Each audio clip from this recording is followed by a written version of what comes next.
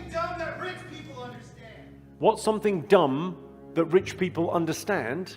I don't really understand that.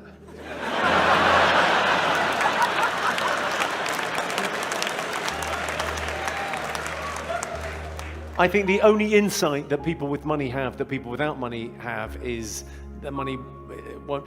Here's the thing, problems are not a bug, they're a feature.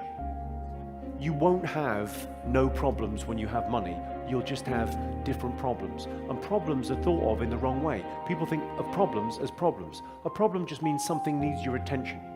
That's a good thing. All we have is time and attention. Give your attention, you'll be fine.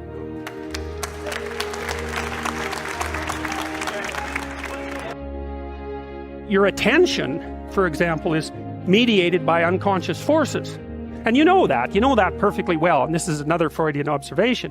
You know, if you're sitting down to study, for example, your conscious intent is to study.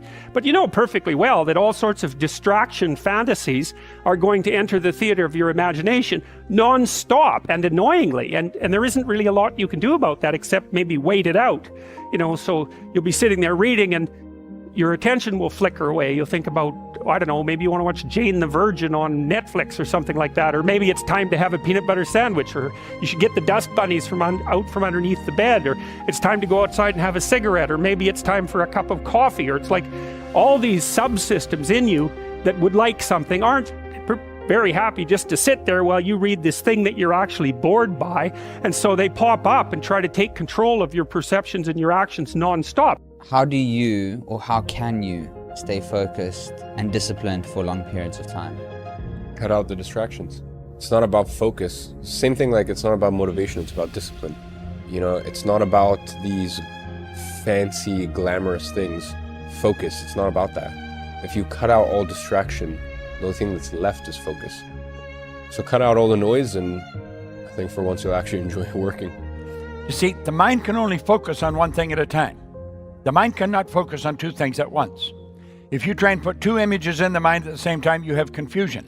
It'd be like putting two images on the screen at the same time. You'd have confusion. When you sleep, you sleep. When you eat, you eat. When you talk, you talk. When you work, you work. But nowadays, people work and they think about eating. People eat and they think about sleeping. People sleep and they think about working. So there's something not aligned. See, so there is no synchronicity. You are here, but actually something else is there. And this is not how it's supposed to be. Being present means you sleep, you sleep. You talk, you talk. You eat, you eat. You walk, you walk. You drive, you drive. You listen, you listen. This is ultimately where all of this journey goes. And then the amount of sleep is not so important, but the recovery rate is very, very different. Because you're going to find that your head is aching because of the things that you're not letting go of. And it's causing tension, and it's causing an abnormal state of vibration of the cells in the brain, which causes the blood to rush to the head.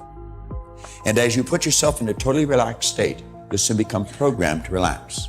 I know that I would not be able to do what I do as often as I do it, and as long as I do it, if I wasn't relaxed.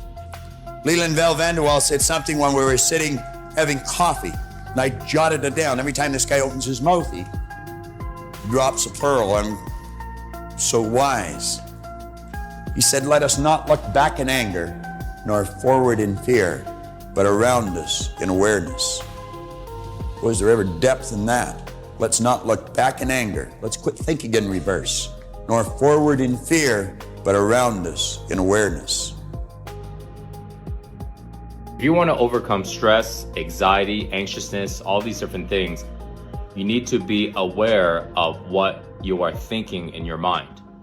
And once you're aware that you are thinking in stress or thinking in anxiety, worried about this and that, the way that you stop it is not by trying to think about something else.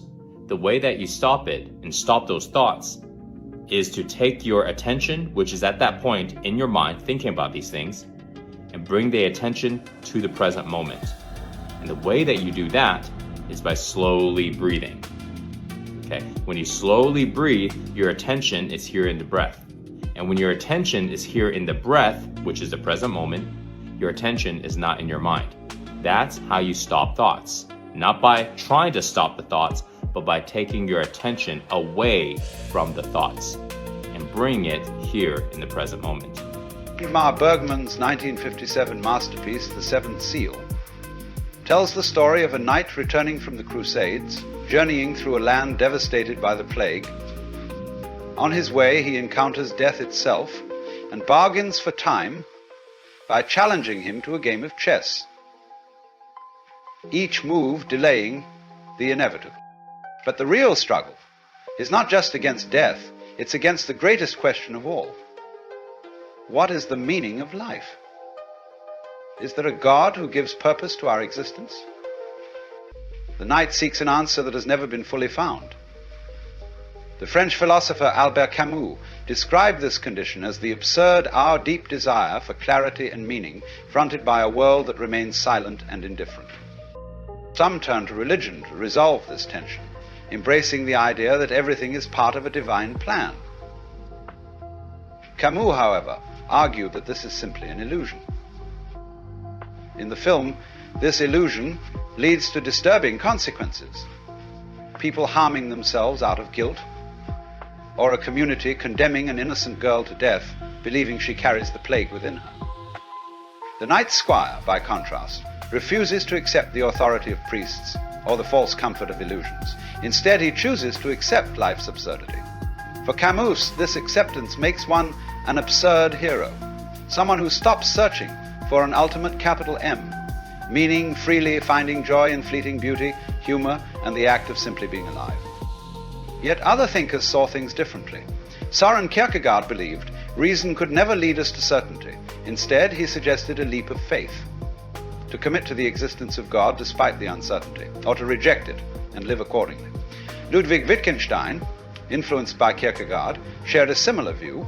At life's end, there is no great revelation, only silence. Bergman's film ends without resolution. The knight falters in despair, but his squire accepts the uncertainty with calm. No ultimate truth is revealed, because perhaps none exists. As Kierkegaard once said, we walk blindly, never knowing the destination. And yet, while we are still on the path, the best we can do is to make the most of the journey.